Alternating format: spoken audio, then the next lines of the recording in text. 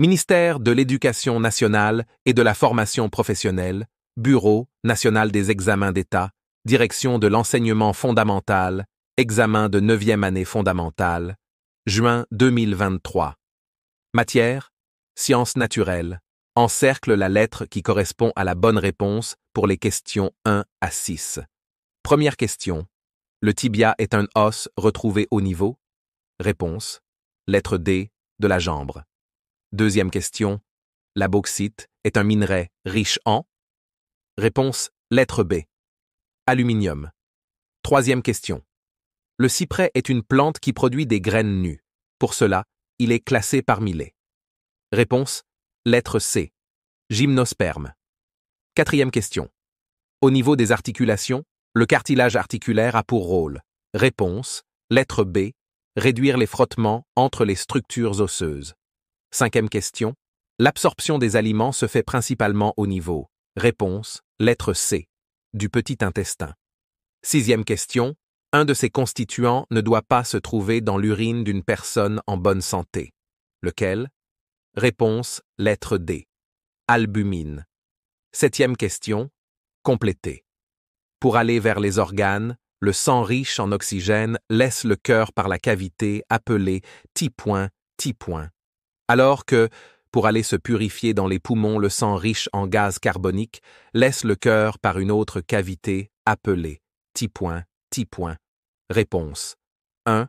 Appelée l'aorte. 2. Appelée l'artère pulmonaire. Question 8. La dégradation du milieu environnemental sous l'effet d'agents nocifs est connue sous le terme T-point. Les substances qui en sont responsables portent le nom T-point. Réponse. La dégradation du milieu environnemental sous l'effet d'agents nocifs est connue sous le terme pollution. Les substances qui en sont responsables portent le nom de polluants. Réponds aux questions 9 à 13. Schématise une coupe de la peau, puis identifie le derme, l'épiderme, l'hypoderme et une glande sudoripare. Réponse. Voyez l'image qui correspond à cette question. Épiderme, la couche externe de la peau, constituée principalement de cellules épithéliales.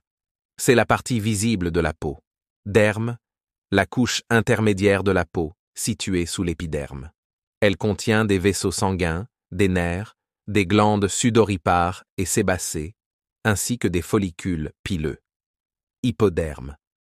Aussi connu sous le nom de tissu sous-cutané, c'est la couche la plus profonde de la peau. Elle est composée principalement de tissus adipeux et de tissus conjonctifs. Glande sudoripare.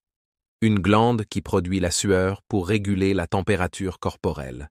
Elle est généralement située dans le derme et a un canal excréteur qui s'étend à travers l'épiderme pour libérer la sueur à la surface de la peau. Question 10. Explique pourquoi, sur le plan écologique, il est préférable d'utiliser des balais faits avec du latanier que ceux en plastique. Réponse. Les balais en latanier sont préférables écologiquement car ils sont faits de matériaux naturels renouvelables et biodégradables, contrairement aux balais en plastique qui polluent et ne se décomposent pas facilement. 11e question. Montre que le biceps est un muscle agoniste dans le mouvement de la flexion de l'avant-bras sur le bras. Réponse.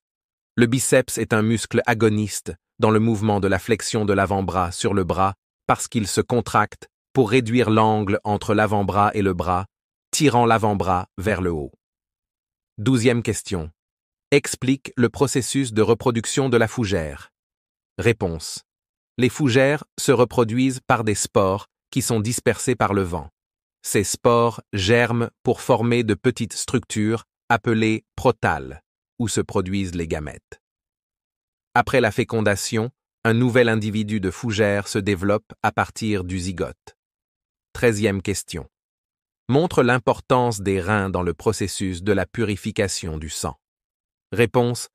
Les reins purifient le sang en filtrant les déchets et les toxines, en régulant l'équilibre de l'eau et des électrolytes, en contrôlant la pression artérielle et en produisant des hormones importantes pour le corps.